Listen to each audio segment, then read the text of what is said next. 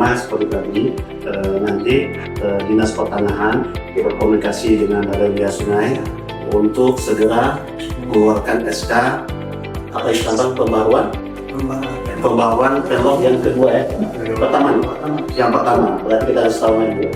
Oke, yang pertama dengan daftar 37 sekian hektar. Nanti pihak balai mohon bantuan untuk diberikan bantuan.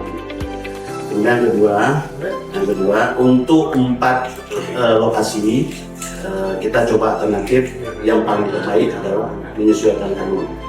Tetapi ada saran dari Kepala Bapeda beserta dengan Kadis Pangan untuk menjadi kajian di kita, terutama di Balai dengan Pertanian, bahwasanya sebenarnya untuk 4 lokasi itu tidak diperlukan izin sehingga karena terpenuhi izin yang lain, penlognya bisa ditentukan di SIMA musim. Tapi kita perlu uji dulu kesimpulan ini karena kita kan belum membaca lebih detail dan sebagainya.